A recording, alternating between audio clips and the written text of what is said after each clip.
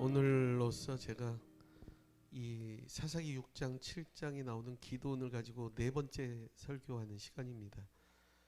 먼저는 금요기도회, 지지난주 금요기도회 첫 설교를 인과응보라는 제목으로 말씀을 전했어요.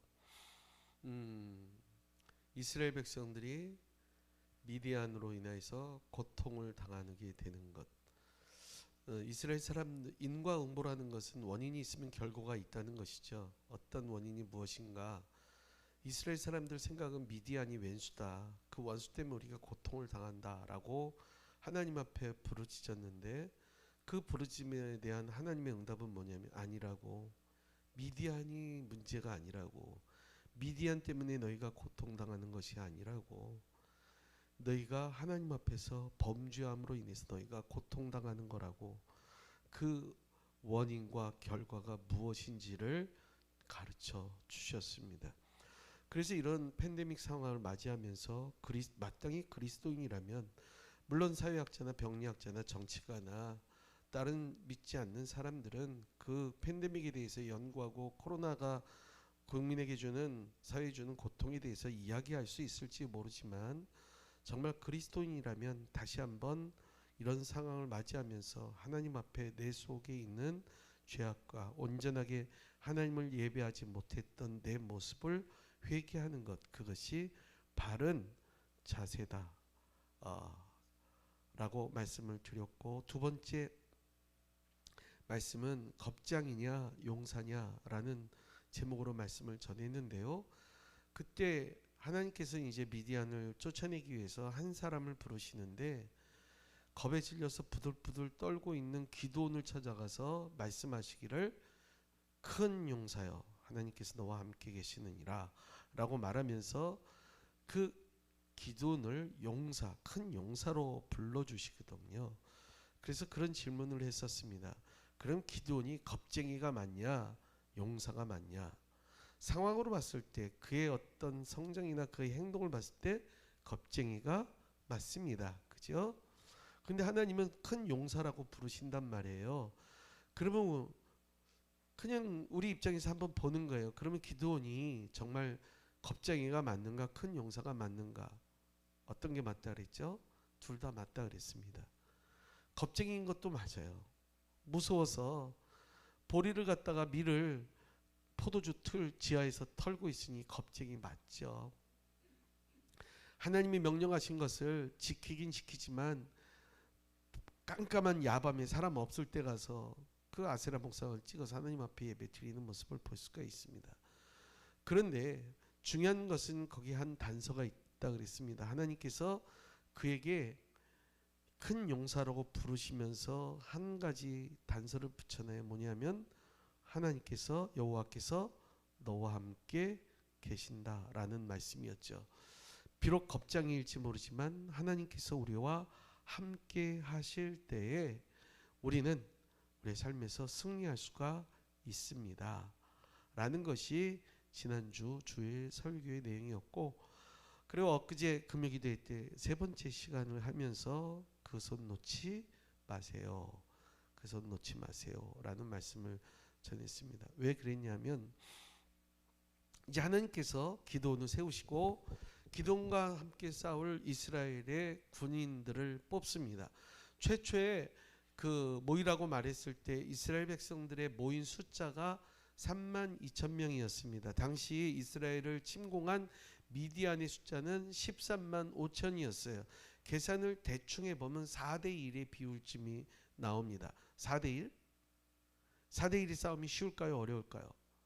지금처럼 아주 신무기가 개발돼 있고 그렇다면 문제가 없겠지만 당시의 싸움은 사람이 몸과 몸으로 싸우는 그런 싸움이었어요.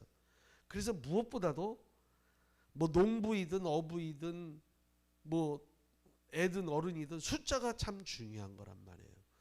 근데 4대 1이라는 것은 참 이기가 어려운 싸움이었지만 그럼에도 불구하고 하나님께서는 그 4대 1의 싸움이 힘들 거를 예측함에도 불구하고 그들 중에서 일부는 돌아가라 그럽니다. 어떤 사람을 돌아가라 그랬죠?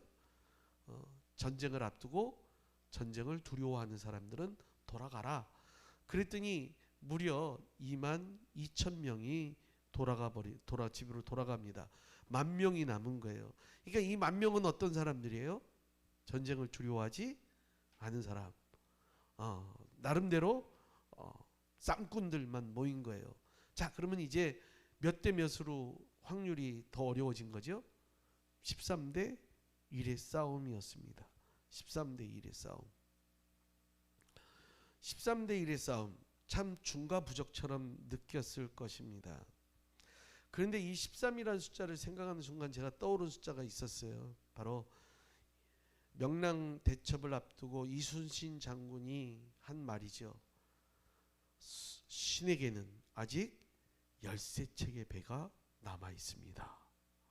그래서 남은 13척의 배로 133척의 일본 군함들을 무찌르는 명량 대첩을 그 해협에서 이루게 되죠. 그걸 보면 13대 1이 막 불가능한 것은 아닌 것 같아요. 실제로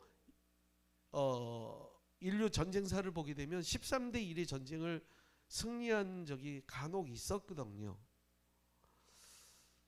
하나님께서는 그 13대 1의 10,000명이 남은 사람들 중에 또 말씀하시기를 물가로 내려가서 물을 마시라 그래서 그 중에서 머리를 쳐박고 이렇게 강아지처럼 물을 핥아 먹은 사람들은 다 집으로 돌려보내고 무릎을 꿇고 두 손을 떠서 사주 경계를 게으리하지 않으면서 물을 마신 사람은 남겨둬라라고 말을 한 거예요. 왜냐하면 아무리 목이 마르고 다급해도 자신이 무엇 때문에 불려 나왔는지 자신의 역할이 무엇인지를 아는 사람들이 필요한 거죠. 즉 소위 말해서 사명감이 투철한 사람들이 필요했던 거예요. 그래서 이제 두려워하지도 않고 사명감이 투철한 사람을 뽑았는데 그 숫자가 몇 명이에요? 300명인 거예요. 이제 최초의 32,000명 중에서 31,700명은 돌아가고 300명이 남은 거예요. 이 300명은 다른 사람들보다 특별히 힘이 센 것도 아니고 더 똑똑한 것도 아니고 사실 더 싸움을 잘하는 것도 아닙니다. 이제 그때 뽑히지 못했던 13만 1,700명 입장에서 남은 300명을 볼 때 어떤 생각이 들었을까요? 부러웠을까? 우와, 나도 저 300명 안에 들어갔어야 되는데 내가 아깝게 떨어졌어. 그게 뭐 상금 주고 뭐 좋은 직장이고 뭐 누구든지 부러워할 만한 탐스러운 자리고 그러면 부러워할 수 있겠죠. 근데 전쟁을 해야 되는 거예요. 그것도 13만 5천 명하고 싸워야 되는데 거기에 뽑힌 300명이 여러분 입장이라면 어떤 생각이 들겠어요? 예? 마스크 쓰고 있으니까 입이 움직이는지 안 움직이는지 알 수가 있어야지. 그게 오늘 말씀의 제목이에요. 그 생각이 든 게 같이 읽어봅시다. 시작. 오, 여러분들은 잘 읽는다. 일부 예배 온라인 중계 안 했죠? 근데 어떻게 이렇게 읽지? 일부 예배는 참 바보 같은 사람들 이렇게 읽던데 이거는 실감 있게 읽으려면 이렇게 읽어야 돼. 자, 바보 같은 놈들. 사람들도 아니죠. 왜 그런 생각이 들까? 저거로 13만 5천 명하고 싸운다고? 말이 안 되는 거죠.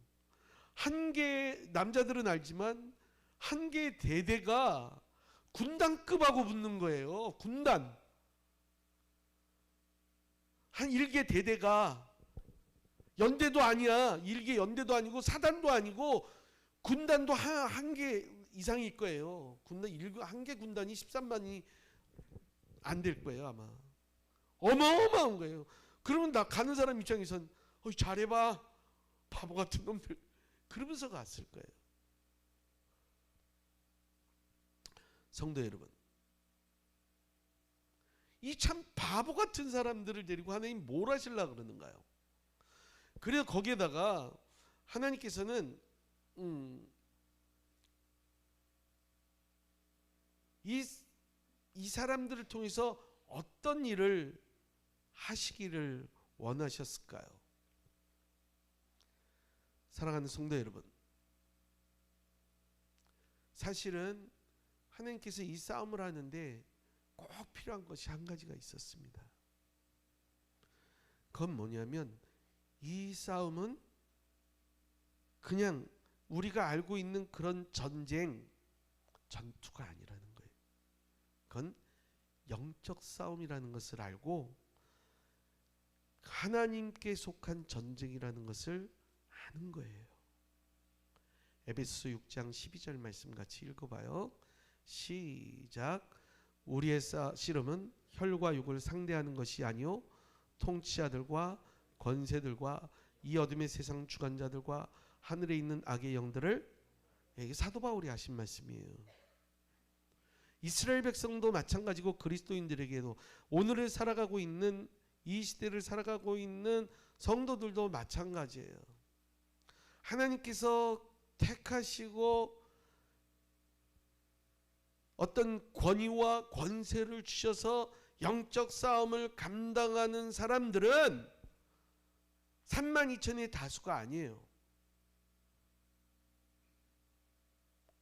하나님께서는 그 300의 용사를 가지고 하시기 원하는 것은 이 싸움이 자신의 능력과 자신의 스택과 그 능력치로 결판나는 것이 아니라 하나님께서 감당하시고 하나님께서 승리케 하시라는 전쟁이라는 것을 깨닫게 하는 거예요. 그래서 더 힘이 센 사람, 더 똑똑한 사람, 더 가진 사람, 더 쌈 잘하는 사람이 필요한 것이 아니었습니다. 어떤 사람이 필요하겠어요? 전적으로 하나님을 신뢰하고 하나님 말씀에 순종하는 참 바보 같은 사람이에요. 그게 필요했던 거예요. 저는 이 팬데믹 상황에서 이 말씀을 보면서 하나님께서 이 시대 가운데 지금 오늘 필요한 사람이 누군가 하는 거예요. 많이 모이면 좋겠죠. 32,000이면 좋겠고 좀 모자라도 10,000명이면 행복할지 모르지만 하나님은 그게 아니라 하나님 말씀에 전적으로 순종할 수 있는 참 바보 같은 사람 300이 필요했던 것입니다. 세상 사람들은 내가 이해가 돼야지만 움직이고 자신이 설득이 돼야지만 따라오려고 해요. 나를 이해시켜봐, 나를 설득시켜봐, 그것이 자신이 똑똑하다고 생각하지만 영적인 기준에서 보면 이런 사람은 똑똑한 게 아니라 참 어리석은 사람이, 하나님 말씀에 순종한 사람이 바보 같을진 모르지만 자신은 어리석은 사람이에요. 성경에 나오는 많은 기적들은 하나님의 말씀에 참 바보같이 순종한 그 한 사람을 통하여서 그 사람이 아멘함으로 말미암아 그 사람을 통해서 이루어지는 역사예요. 모든 것이 정말 하나도 열애 없이. 우리가 잘 아는 다윗도 그 물맷돌을 들고 갈 때 중요한 말을 맺죠. 전쟁은 뭐 어떻게 해요? 하나님께 속하였나니. 이 싸움은 하나님의 싸움이에요. 그래서 너는 칼과 단창으로 나오지만 나는 너희가 멸시하는 하나님의 이름으로 나가노라. 굉장히 중요한 포인트, 핵심을 딱 집어서 얘기하는 거죠. 사도 바울 선생님도 마찬가지입니다. 이것은 율과 혈에 속한 것이 아니라는 거예요. 영적 전쟁이라는 것을 깨달을 수 있어야 된다는. 그럼 영적 전쟁 곧 하나님께 속한 전쟁이라는 것을 아는 사람은 다른 그 무엇보다도 내 가치와 내 기준과 내 생각과 판단보다 내게 말씀하시는 그 하나님의 말씀에 순종하는 것이 더 필요해요. 이 바보 같은 사람들을 뽑은 다음에 하나님께서 그들을 무장시키십니다. 어떤 거로 무장시켰다고요? 아까 동영상 보셨잖아요. 뭘로 무장시켰어요? 세 가지. 항아리, 횃불, 나팔. 뭐가 빠졌죠? 뭐가 빠졌어요? 칼이나 활이나 창이 없어요.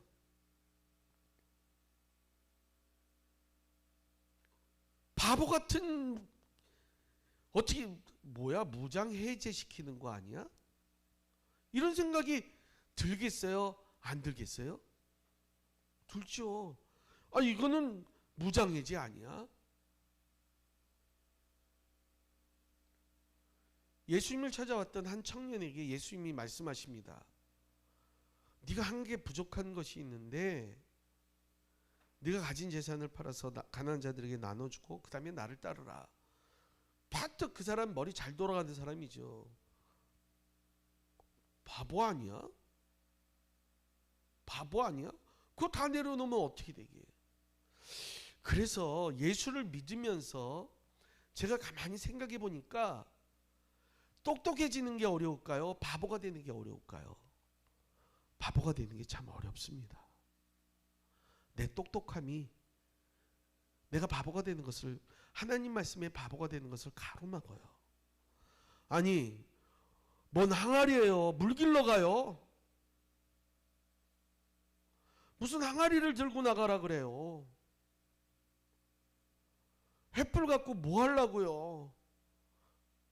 아궁이라도 떼려고요? 군불이라도 떼시려고요? 나팔이 필요한 게 아니라 잘 날이 선 칼과 창이 필요하지 않아요? 목사님 생각해봐요. 지금 우리가 이거 갖고 어떻게 나가라고 말씀하시는 거예요? 당연히 반론이 있을 수 있습니다. 그런데 성경 말씀을, 오늘 본문을 보게 되면 이스라엘 백성들이 찍소리하지 않습니다.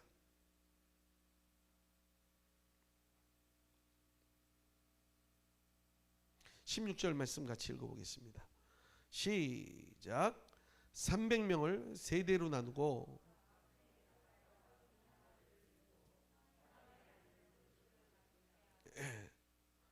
그렇게 했는데 그들은 빈말 없이 순종하는 거예요. 똑똑한 사람들에게 이렇게 준비하라 그랬으면 싸움하기도 전에 자중질환이 일어났을 거예요. 무슨 필요가 있냐고. 말씀드렸다시피 이건 하나님이 그들을 무장해제시키는 것이 아니에요. 왜 그러냐면 고린도서 10장 3절 5절 3절 6절 말씀 5절까지의 말씀을 읽어보겠습니다. 시작. 우리가 육신으로 행하나 육신에 속한 것이 아니요 오직 어떤 견고한 진도 무너뜨리는 하나님의 능력이라. 모든 이론을 무너뜨리며 하나님이 아는 것을 대적하여 높아진 것을 다 무너뜨리고 모든 생각을 사로잡아 그리스도에게 복종하니. 자, 이제 그 사도 바울 선생님이 우리가 하는 전쟁, 영적 전쟁에 대해서 설명하는 거예요. 이 시대를 살아가는 그리스도인이 어떤 정신과 어떤 마음가짐과 어떤 생각으로 예수를 믿고 따라야 되는지를 잘 가르쳐주는 얘기예요. 먼저 우리가 육신으로 행하나 육신을 따라 싸우지 않는다. 이거는 일반적인 전쟁이 절대로 육체의 전쟁이 아니다라는 거예요. 권투 레슬링이나 총칼의 싸움이 아니다라고 가르쳐주는 거예요. 그래서 우리는 싸우는 무기는 육신에 속한 것, 곧 총칼, 화살, 무기가 아니라는 거죠. 그런데 그 무기는 어떤 무기냐? 그 다음 뭐라 그래요? 어떤 견고한 진도 무너뜨리는, 우리의 무기가 뭐라고요? 하나님의 능력이에요. 우리가 싸우는 것은, 지금 기도원의 300명 용사가 싸우는 것은 사실 항아리, 횃불, 나팔이 있지만 항아리, 횃불, 나팔도 아니에요. 뭐라고요? 하나님의 능력으로 싸우는 거예요. 이게 그리스도인이에요. 예수 믿으면서도 하나님 나는 돈이 없어서 못하겠어요.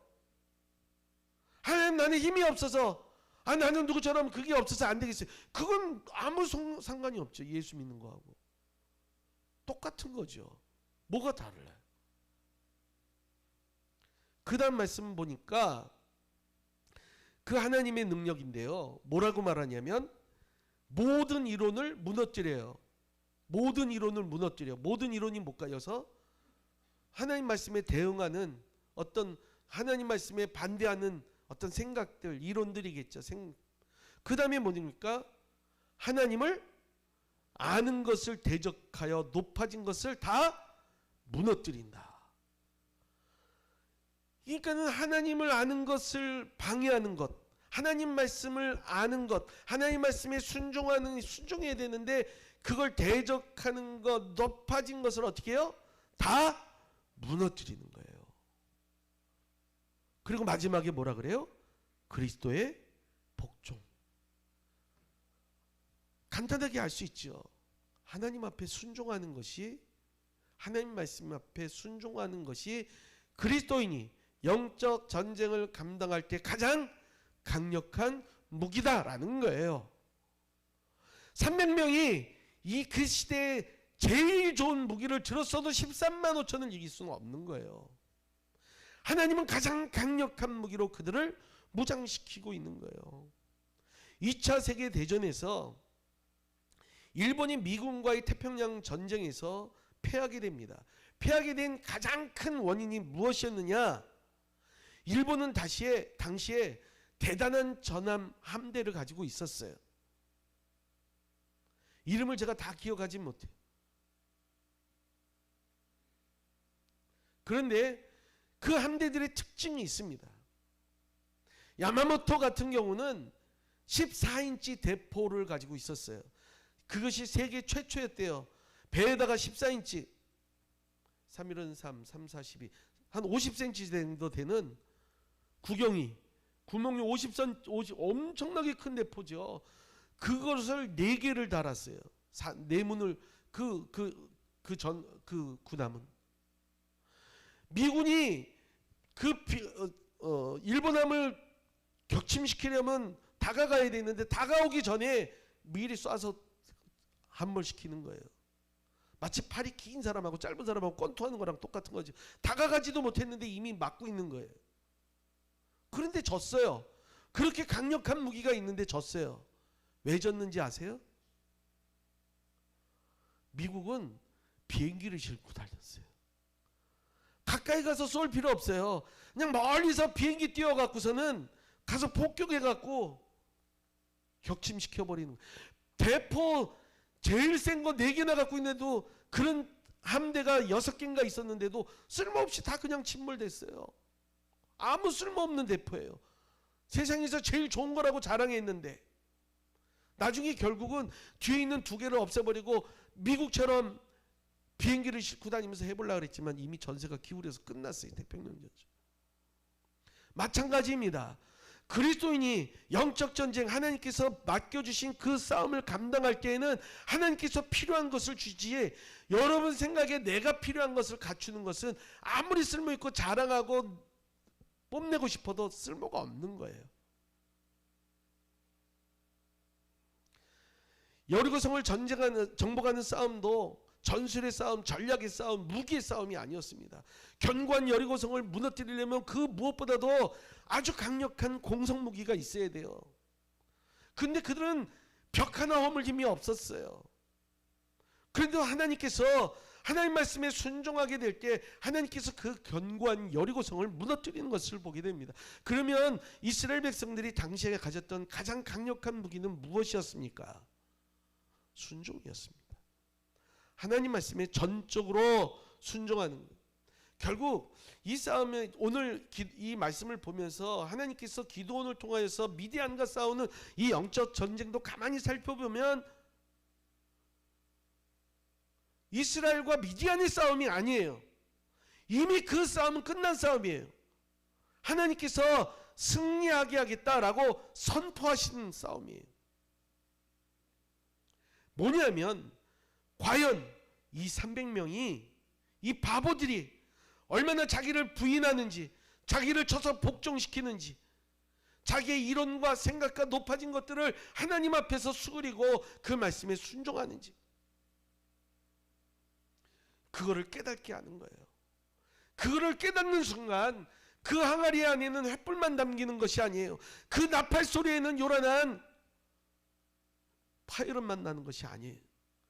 하나님의 강력한 능력이 나타나는 거예요. 13만 5천의 미디안의 군대를 이기게 하시는 강한 하나님의 능력이 나타나는 거예요. 그것이 고린도서 10장 4절 말씀이에요. 다시 한번 읽어봐요. 우리의 싸우는 무기는 육신에 속한 것이 아니요 오직 어떤 견고한 진도 무너뜨리는 하나님의 능력이다. 아멘. 아멘. 제가 이 말씀을 준비하는데 생각난 찬송이 하나 있었어요. 같이 한번 해볼까요? 우리들의 무기는 육체가 아니요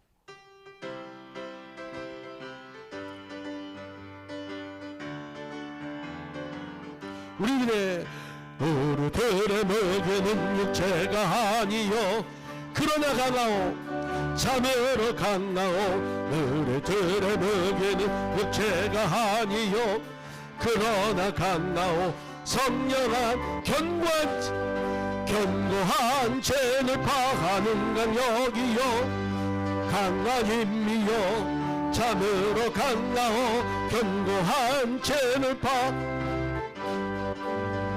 강한 힘이요 성령 안에서 박수는 쳐도 비말이 안 튀니까 박수 치면서 찬양합시다.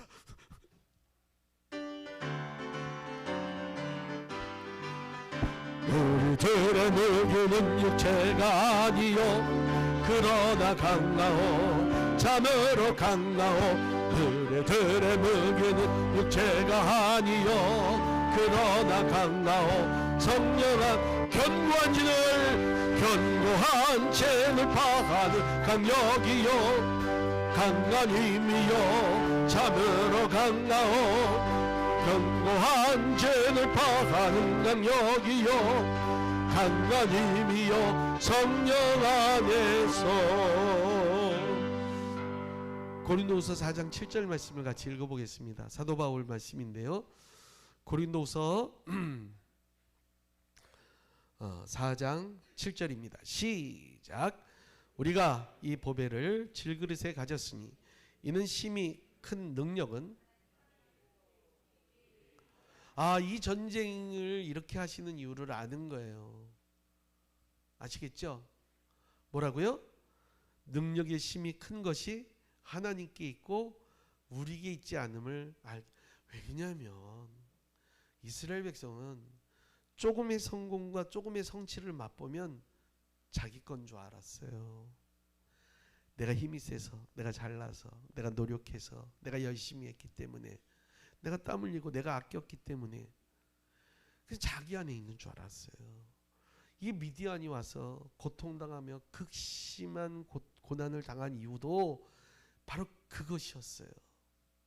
마땅히 하나님 앞에 돌리고 하나님의 도우심을 구하여야 될 이스라엘 백성들이 교만해진 거예요. 그래서 사사기서의 특징은 뭐예요? 자기 소견에 옳은 대로 행했더라. 이게 사사기에서 나오는 굉장히 중요한 모티브예요. 단어예요. 하나님께서 그것을 치시는 거예요. 비낭 아래 뭘 담아야 무기가 되겠습니까? 핵폭탄? 그건 가능하다. 핵폭탄을 담아서 굴려서 깨지면 터지게 만들면 와 어마무시하는데 아마 현대 기술로도 쉽지는 않을 거예요. 그게 어쨌든 가장 강력한 무기를 담아주시는 거예요.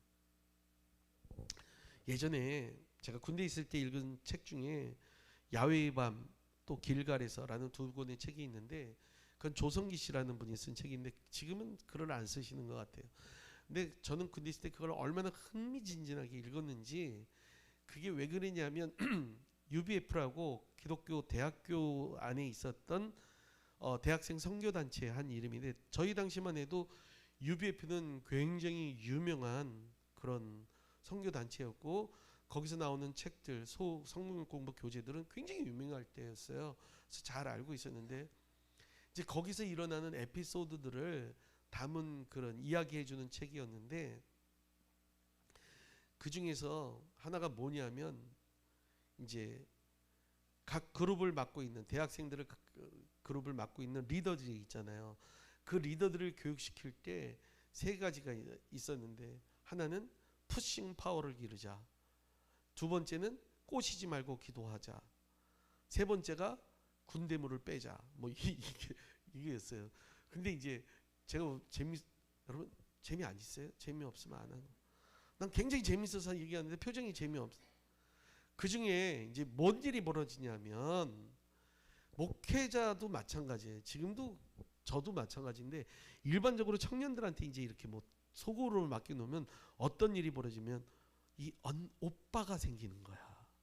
이 오빠가 아빠가 되는 가능성이 있으면 뭐 좋아요 그것까지는. 그런데 이 리더가 사람들을 기도로 하고 어떤 하나님의 말씀의 힘으로 키워야 되는데 그러지 않고 맛있는 거 사주고 기분 맞춰주고 환심을 사고 그래서 오빠 이 소리 듣는 거 좋아하고 막 이렇게 하는 거예요. 근데 그러면 반드시 실족하게 된다. 그러면 하나님의 사람으로 키우지도 못하고 실족하게 된다. 그러니까 그렇게 하지 마라. 그게 이제 굉장히 강조되고 있는 그거예요. 근데 한 형제가 결국 그렇게 해서 어떤 자매하고 문제가 생겨서 사고가 터져서 한 그룹 자체가 붕괴가 돼버린 거예요. 그러니까 그 리더를 맡은 사람이 그 형제를 불러들여서 당시에 이제 생각났다. 파라다이스 저 수영장이다. 8번 종점 도봉산 밑에 예전에 파라다이스라는 수영장이 있었는데 거기 다이빙대가 3m짜리가 있고 5m짜리가 있어요. 거기를 데려가서 그 청년을 갖다가 3m짜리 다이빙대에다가 세워놓고 목에다가 수건을 감고 뛰어내리라는 거예요. 뛰어내리기 전에 이 소자 중 한 사람을 실족하게 하면 연자 맷돌을 메고 바다에 빠져 죽는 것이 차라리 낫느니라 그러고 붕 빠지고 또 올라와서 그거를 50번을 시켰대요. 그래서 잊지 말라고. 그 다음에 또 하나는 테니스 코트 있죠. 테니스 코트에 가서 롤러 있잖아요. 지금은 없지만 옛날에 시멘트로 된 큰 롤러 있는데 그 롤러를 힘으로 밀면서 꼬시지 말고 기도하자. 푸싱 파워를 키워라. 꼬시지 말고 기도. 그걸 갖다가 하루 종일 롤러를 테니스장에 일로 가면 일로 갔다 안 웃겨요?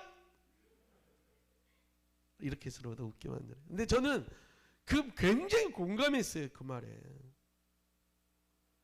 그건 이기는 전략이 아니라는 거예요. 성공하는 전략이 아니라는 거예요. 그리스도인의 전략이 아니라는 거예요. 여러분,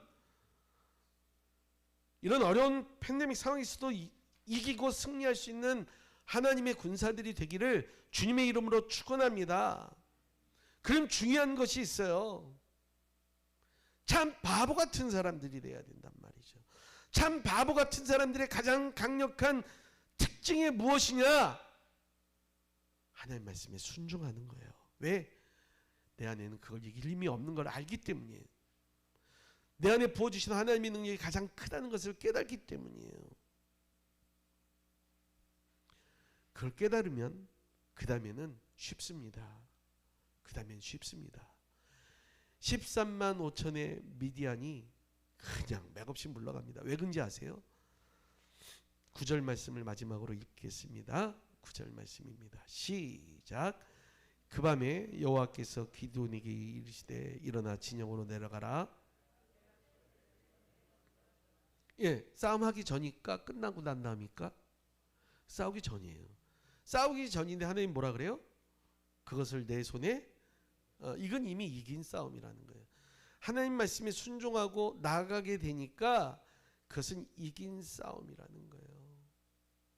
그리고 그렇게 싸우는 것이 이긴 싸움이라는 것은 사사기서 9장 14절 말씀 읽어봐요.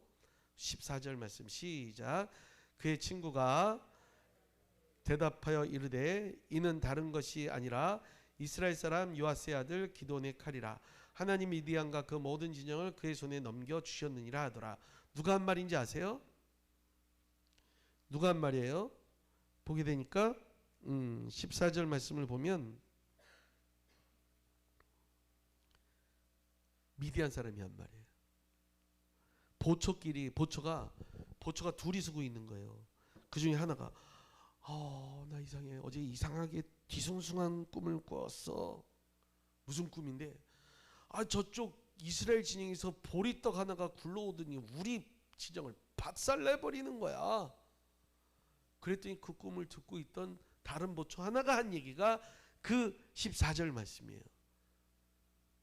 그건 이미 우리를 이스라엘 진영 기드온 손에 넘겼다는 뜻이다. 나도 알고 조금도 알고 있는 사실이에요. 말씀 맺겠습니다. 우리의 싸움은 육체에 속한 싸움이 아닙니다. 사랑하는 성도 여러분, 하나님께서는 우리를 위해서 친히 싸우시는 분이십니다. 우리에게 중요한 것은 이 300명이 필요했던 것은 특별한 기술이 아니고 힘도 아니었습니다. 스택과 능력치도 아니었습니다. 그것은 순종이었습니다. 그 어느 때보다도 말씀을 귀히 여기고 순종할 수 있는, 그래서 여러분을 통하여서 여러분을 가로막는, 우리의 삶을 가로막는 그 견고한진들을 부수며 나가는 하나님의 백성들이 되기를 주님의 이름으로 축원합니다. 우리 같이 찬양할까요? 아까